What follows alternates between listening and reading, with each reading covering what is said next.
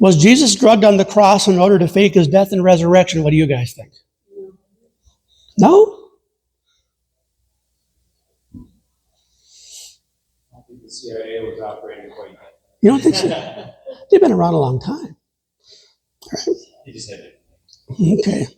This is how Hollywood deceives. Hollywood and their own TV Bible documentaries networks deceive TV viewers with deceptive visuals and bad, unsupportable theories. This comes from Jesus, the Complete Story on BBC America and the Discovery Channel from 2001. Now remember, this is called Jesus, the Complete Story. We'll see how complete it is. The creators of the Discovery Channel documentary, Jesus, the Complete Story, made this claim regarding the mandrake plant, famously mentioned in Harry Potter and the Chamber of Secrets. Okay? Now this is the mandrake plant. It's an ugly little potato-looking thing with a really ugly face. Right there. Okay? And it's also mentioned in Greek mythology and a few places in the Bible, but it's Old Testament and has nothing to do with Jesus' death or resurrection.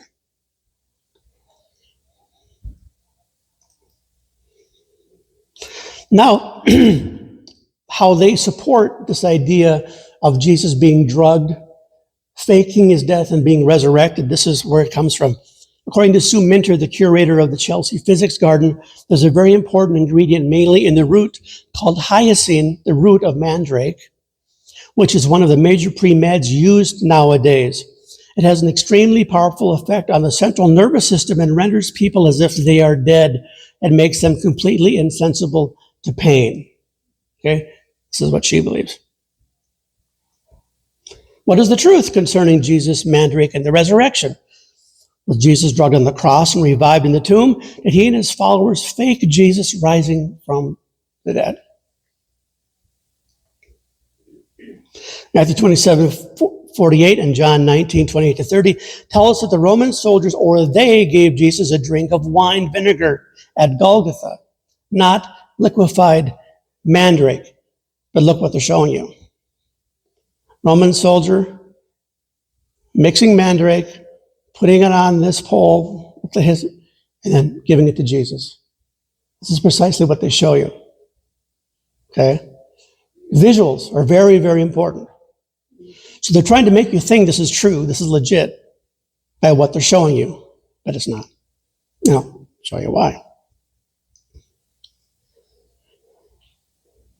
Sadly, Jesus is depicted as being given mandrake, as I talked about, on the cross by a Roman soldier. There should have been a disclaimer acknowledging that the use of mandrake on Jesus is a theory, just one of many theories, not a historical fact. There was no statement to that effect in the documentary. The visual representation is a powerful tool if it's used responsibly, and that's the key word, responsibly. You are talking Hollywood. They don't understand. No, they don't understand responsibly. No, they have difficulty. But then when you couple Hollywood with atheistic academia, Hollywood creates the product, they interview the atheist academics, drop them in, and so they're kind of together to try to legitimize what they're trying to say. Now take a look at this. Here is a picture of one of the soldiers piercing Jesus' side with a spear, bringing a sudden flow of water, and blood and water. Here's the problem. Mandrake does not cure spear thrusts. It doesn't. Later on, Joseph of Arimathea asked Pilate for the body of Jesus. With Pilate's permission, he came and took the body away. He was accompanied by Nicodemus, the man who earlier had visited Jesus at night, and there was a garden, and in the garden was a tomb. And if you really put this all together, there would have to be a conspiracy between Rome and the disciples of Jesus. Wouldn't there? It would have to be a conspiracy. Them meeting at night, hey, give him mandrake. We'll wake him up. We'll fake a resurrection. It'll be great.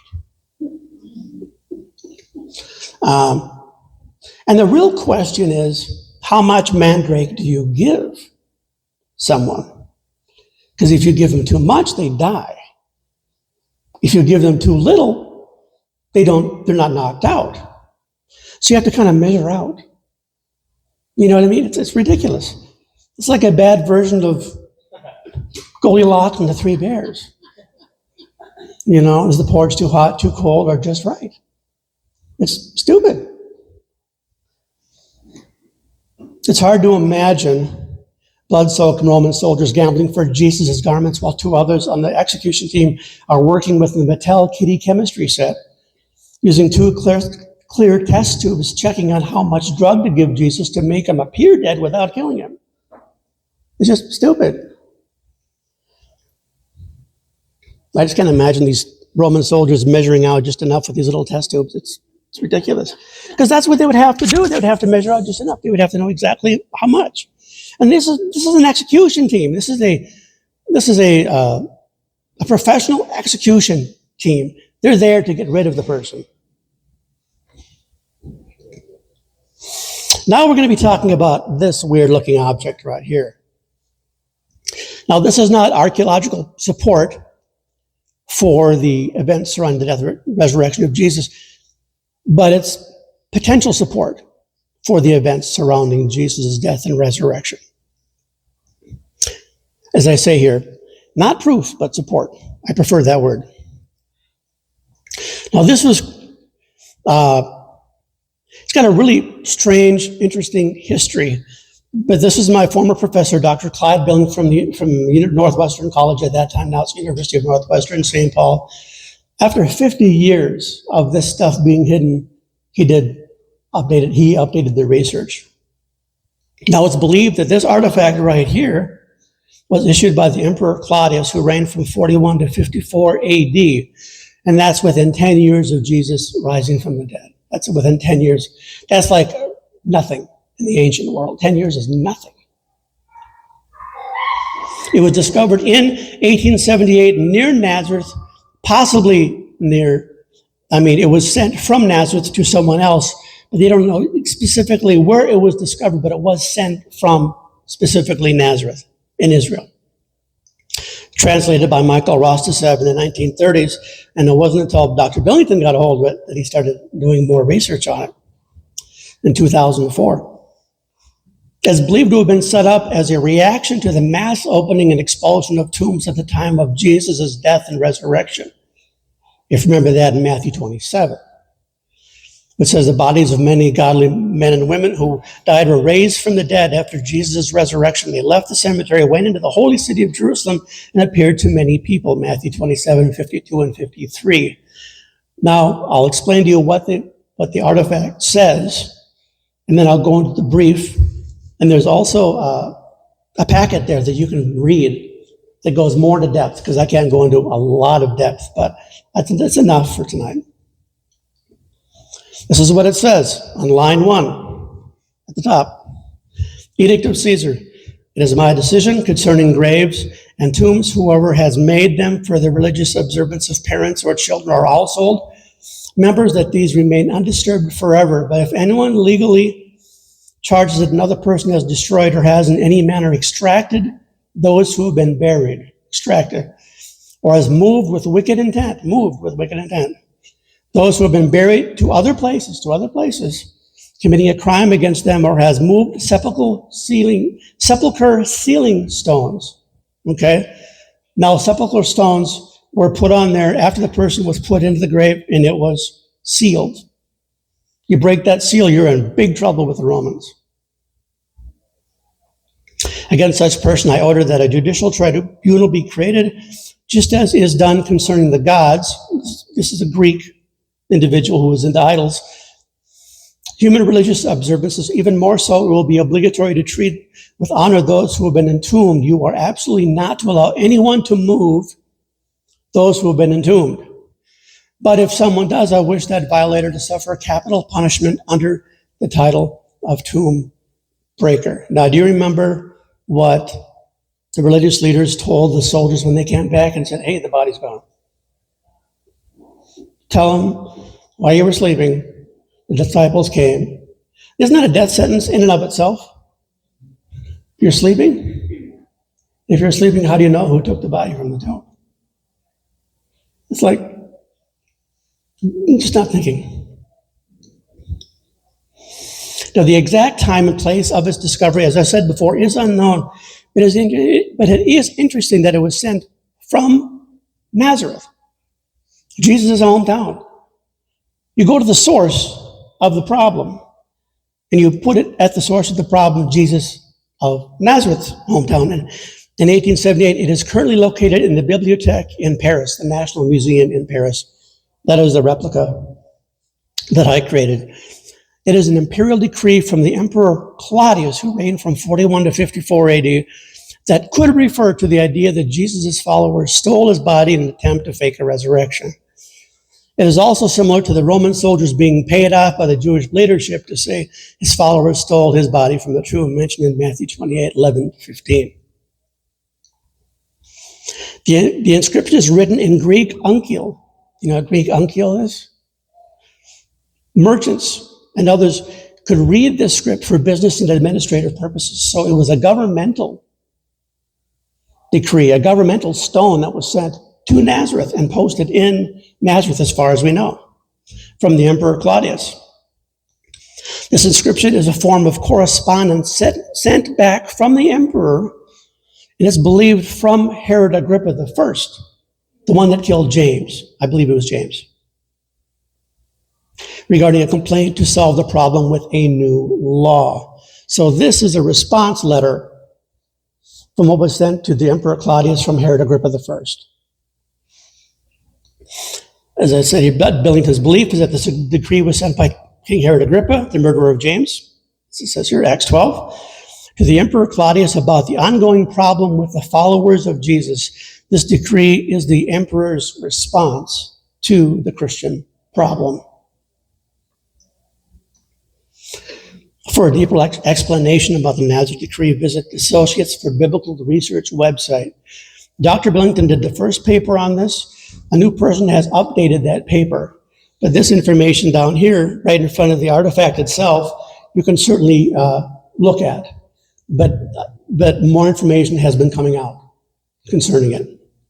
And if you want to go to BibleArchaeology.org, this is a great organization. They're conservatives, they're Bible believers, they're PhDs. They love the Lord.